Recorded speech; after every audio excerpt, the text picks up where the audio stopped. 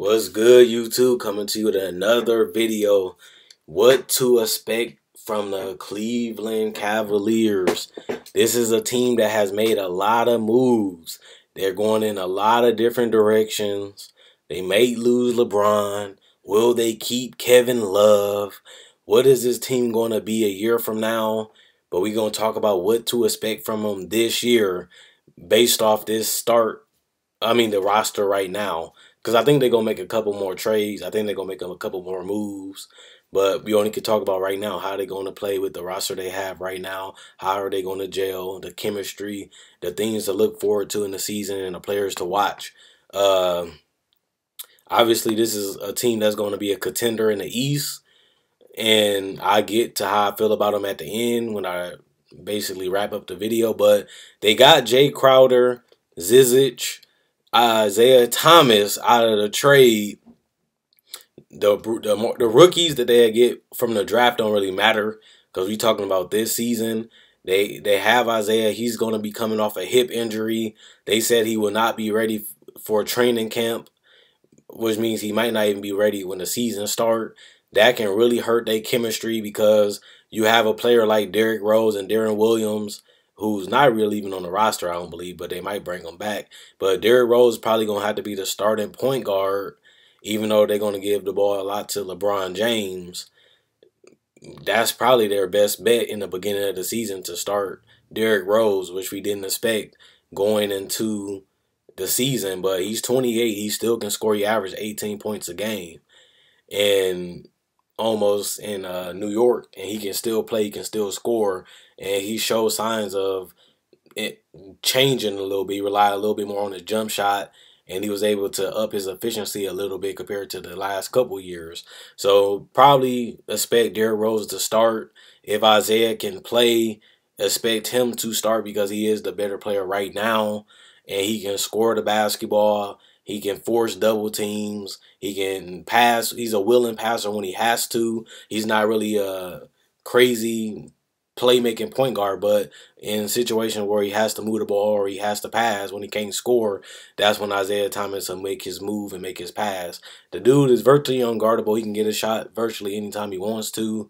And sometimes it helps. Sometimes he get a little bit shot happy. The three-point line, he can be a little streaky, but that's what you have LeBron James to take the pressure off you. He's going to score a lot of points. LeBron's going to facilitate. LeBron going to help Isaiah Thomas come off some screens, get some pull-up jumpers, get some spot-up threes, and he's going to handle the ball a little bit more than what Isaiah Thomas is used to. But LeBron going to handle the ball, and Isaiah Thomas going to have to learn how to adapt and play with a player like LeBron where he's going to share the ball handling duties. And he's going to have the ball in his hand for a long time. Another thing about it is they still have a lot of talent on the roster in general. They still have J.R. Smith. They still got Tristan Thompson.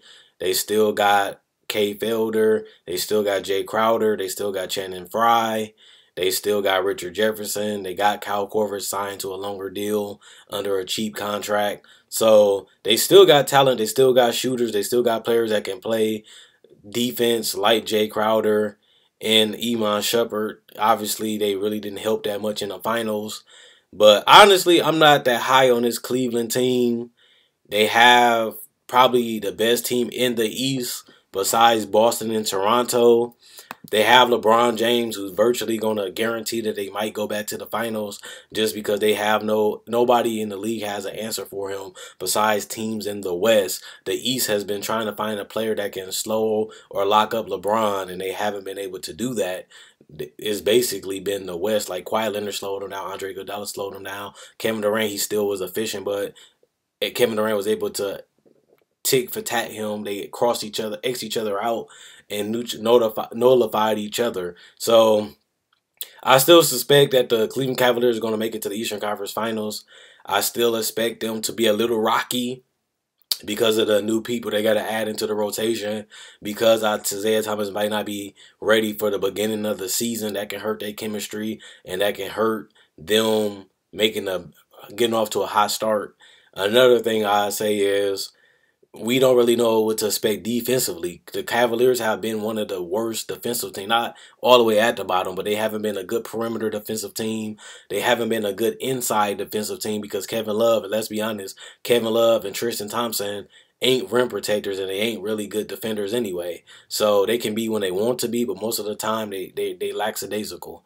So Isaiah Thomas doesn't really add to that, but Jay Crowder does. But Jay Crowder to me has been slipping defensively over the last couple years. Isaiah Thomas is virtually a defensive liability, and great teams are going to exploit the mismatches, and teams are going to force Isaiah Thomas to play defense, and they're going to put him in situations where it's always going to be a mismatch, or they're going to play mouse in the house, which virtually means whoever's getting guarded by Isaiah Thomas, just keep taking it at him, keep trying to score, get him in foul trouble, or just keep abusing him. The Wizards had success doing that. They just couldn't close out in the fourth quarter, and John Wall got a little cold. So, with that being said, they added a starter that may not help their defense, may make it even worse. And then this Cleveland team is only ready for this year. I think after this year, this team is going to blow up. Kevin Love is going to want out. LeBron's going to want out. Isaiah Thomas, either he's going to be gone or he's going to get paid. This roster, they gave it all they could. They made it to 3 straight finals. And now everybody going their separate ways after they won a title. They couldn't defend it. And now they blowing things up because Golden State is a team that you have to beat.